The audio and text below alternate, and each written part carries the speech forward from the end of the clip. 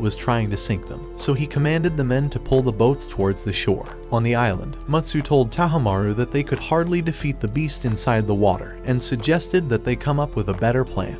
Later that evening, he suggested that they throw explosives into the monster's mouth, saying that it would definitely blow it to smithereens. However, Hyakkimaru was unwilling to lose his men and said that he would come up with a better plan. Just then, he spotted something in the distance, and Hyogo raised him higher so that he would see better. At that moment, he discovered the perfect plan, and was certain that the monster was as good as dead. So the following day, the people began cutting wood and digging a new path around the island, and eventually created a wooden gate to seal all the water. When they were done, they decided to lure the monster with a boat before sealing it outside. At Hyakkimaru's command, the villagers cut off the ropes, opening up the sluice, and the lake flowed into another area, leaving the beast exposed. As they prepared to slay it, the beast began roaring, but Hyakkimaru charged at it with his men, and dodged its claw before splitting its leg. As Hyogo sliced another, Matsu fired arrows at it, and eventually nailed its head, weakening the monster. At this realization, the villagers began cheering, and Hyakkimaru sliced its body, so they began throwing stones at the beast. However, as Hyakkimaru tried to end it, the crab threw a rock at the gate, and he realized they were about to lose their advantage. So he directed the men to protect the gate, but the beast threw another rock that caused the water to start gushing.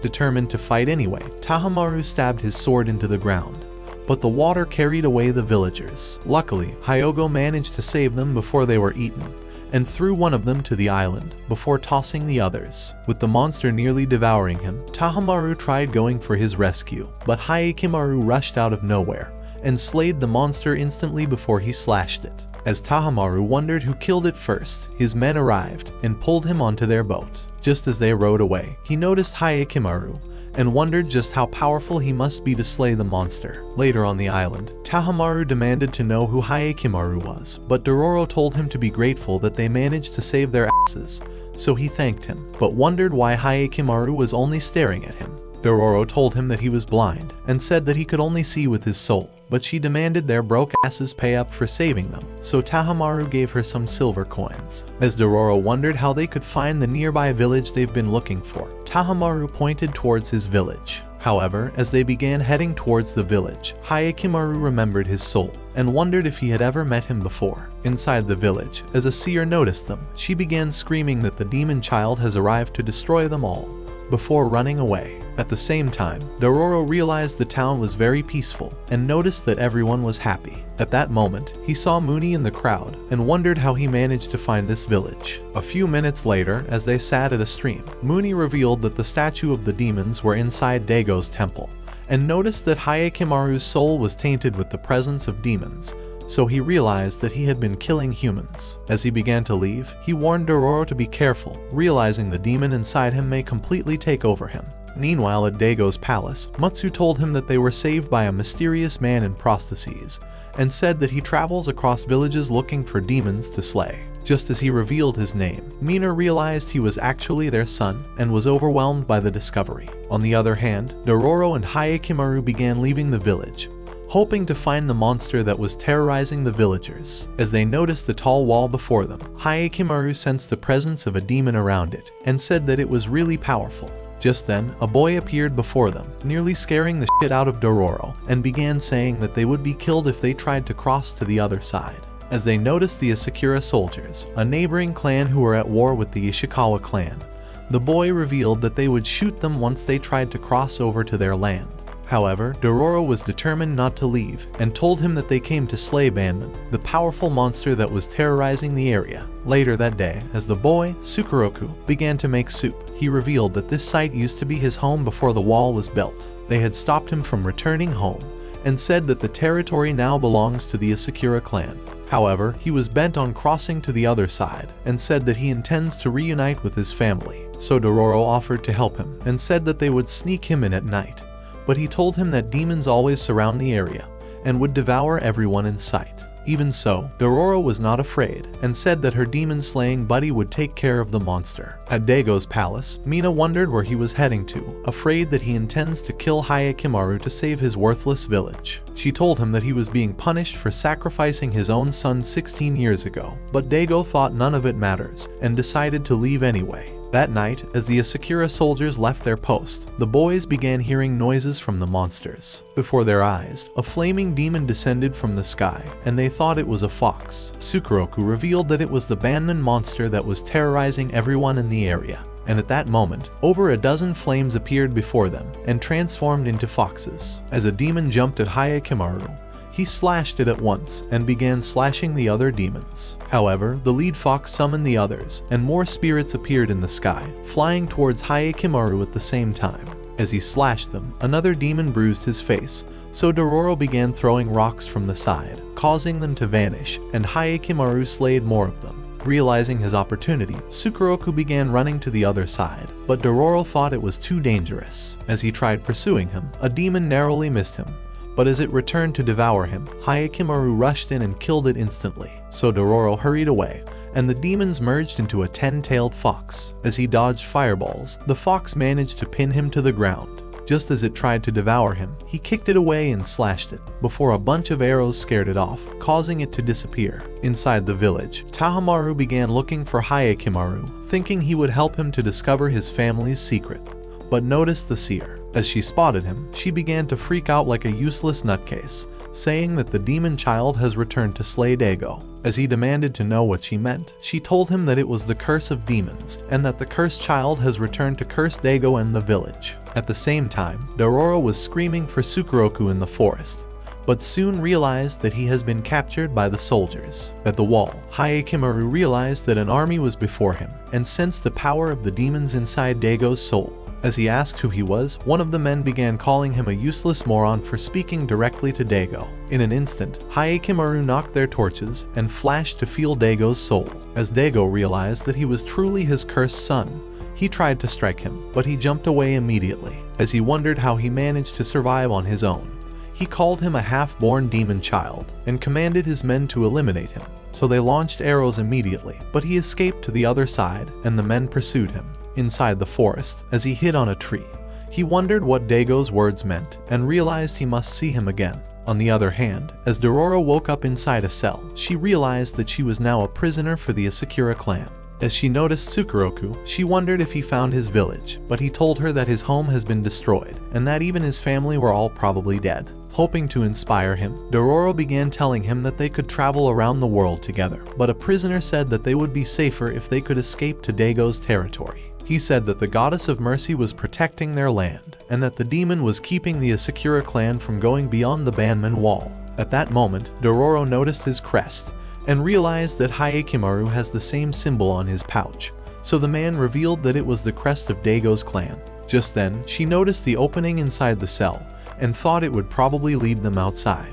However, when she suggested that they escape together, Sukeroku told her that he was too afraid, and the prisoner said they could never escape. Even so, Dororo was determined to survive, and promised to return for Sukeroku's rescue. So she began climbing up the rocks, but a guard spotted her and immediately called for backup. However, as one of the guards tried to fire an arrow at her, Sukeroku managed to stop him, and the arrows lost their aim as he screamed at her to escape. As she made it outside, she slipped down the rocks and fell into a stream. Meanwhile, at Daigo's palace, Tahomaru arrived home and demanded to know why Mina and his father fed Hyakkimaru to the demons, but the memory of it broke her heart. As Tahomaru said that she was useless for abandoning her own son, Daigo appeared at that moment, saying that it was the only way to save their village from the wars and famine that destroyed his people. Just then, they were warned about an intruder and discovered that he was Hyakkimaru. As he noticed their souls, he realized they were probably his family and managed to block the soldiers' arrows. However, as they launched new arrows, he began running away, and Daigo commanded his men to kill him. Hearing his words, Tahomaru tried saying that Hyakkimaru should be spared, seeing as he was his brother. But Daigo told him to get his empty brains out of his ass and said that Hyakkimaru's survival would destroy their entire village. Inside the forest, Hyakkimaru noticed Dororo as she came out of the bushes, and she told him that Sukeroku would soon be executed. At the same time, an Asakura soldier told the prisoners that they have declared war on the Ishikawa clan, as they thought the demon protecting their territory has been driven away, and said that executing them would be their declaration of war. At the village, Tahomaru and his men began making their way to the temple, and as they arrived, they noticed all the broken statues and realized that their seal with the demons would be destroyed soon.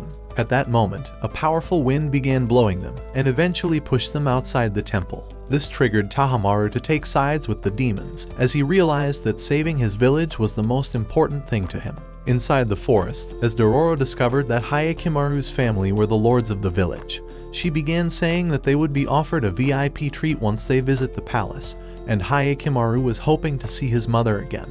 At the Banman Wall, the Asakura soldiers launched arrows to eliminate the prisoners, but Sukeroku managed to survive. Immediately, the Ishikawa soldiers charged at them, and Dororo spotted the battle from the forest. Before they knew it, spirit flames began appearing, so Hyakkimaru began slashing them as he rushed towards the battle. On the battlefield, a demon devoured a soldier, so the Asakura clan began running off, realizing they could not win the war. Just then, the Ishikawa soldiers spotted Hyakkimaru, and Daigo told his men that he was the demon threatening their village. As Hyakkimaru noticed one of the soldiers who slayed Mio and the orphans, he grew angry at the memory, and was ready to annihilate them all. However, Dororo managed to hold him back, and eventually calmed him. Right then, Hyakkimaru arrived, and told him that he was his younger brother, and that their father really offered him as a sacrifice for the village. However, he thought it was the right thing to do, and said that breaking the seal with the demons would ruin their village. To stop this from happening, he said Hyakkimaru was now a demon in their land, and must be annihilated immediately. So he drew his sword, and decided to attack him. But Dororo thought this must be a very bad dream, and hurried to rescue Sukeroku. At the same time, the brothers began clashing swords, but as Dororo tried freeing the boy, they realized that the spirit foxes were returning, so she tried biting off the ropes. As the spirits merged into a 10-tailed fox, Sukeroku tried telling Dororo to run away, but she screamed for Hyakkimaru's help. Immediately, he sliced Hyakkimaru's face, and running towards the demon, he slashed it over 1,000 times until it smashed onto the wall. At that moment, Mina arrived, revealing the broken statue of the Goddess of Mercy. As she began asking for Hyakkimaru's forgiveness, she told him that she could not save him, and said that the entire village depends on his devoured body parts. However, she thought she could offer herself up instead, and isekai'd herself before they knew it. At that moment, a glowing light appeared on the wall, and as it began to crumble, they all ran away from the site. Later at the crash site, Dororo wondered where they would go next, but Sukeroku's family appeared on the mountains, and he discovered they were still alive after all. So having no more business in the village, the companions began to leave, hoping to never return. However, as the weeks passed, Hyakkimaru continued to remember his mother and couldn't even sleep at night. When Dororo asked what he was worried about, he told her that he wants to kill every single demon in the world, and began to leave, so she ran after him. On the road, as she tried telling him to get some rest, thinking he's probably been pushing himself too hard, he bumped into her and continued walking away. A few days later, as they crossed a bridge towards another village, Dororo told Hyakkimaru that there's a hot spring nearby, and suggested that they soak in it. However, when she realized that Hyakkimaru was only determined to hunt for monsters, she screamed that a monster was spotted close to the spring, successfully bringing him to a halt. Meanwhile, in Daigo's village, it had begun to rain again, and Daigo was relieved that the war was cancelled, but Mina was yet to regain consciousness. However, with the rain having returned, he thought it was a sign that the demons have not broken their seal, but wondered how much longer they would continue to back him up, seeing as Hyakkimaru would not stop until they were all dead. Before long, they soaked in the water, and soon realized that even Muni was here, so he told them that they were probably destined to meet wherever they go. The following day, Dororo noticed a map that was carved on her back, and Muni said it was probably only obvious when her body was warmed up.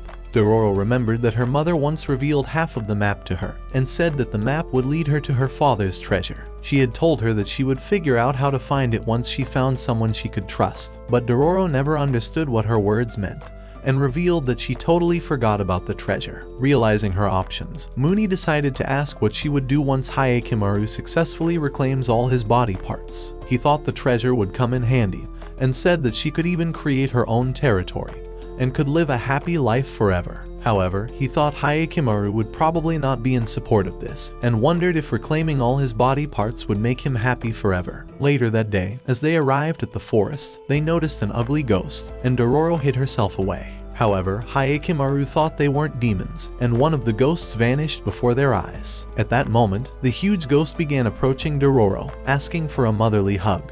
But the girl was terrified at the sight of it, and it fell on top of her, nearly crushing her. As she tried screaming for Hyakkimaru's help, he merely ignored her, saying that it was not a demon. So the ghost began following them, holding Dororo like its own baby, and before long, they arrived at a ruined temple, so the ugly ghost directed Hyakkimaru to a spot. As he checked the sand, he discovered it was oil, and Dororo said that the oil was probably burned down. At that moment, the big ghost held Dororo once again, calling her mother, but the poor girl was only desperate to go far away from it. Just then, it vanished, and a strange man appeared before them. He told them that the forest was haunted at night, and said that it was very dangerous for travelers. As he paid his last respects to the dead, he invited them to his home for the dinner, saying that he has no desire to see them become ghost meat. However, Dororo thought his eyes were creepy and hid herself away.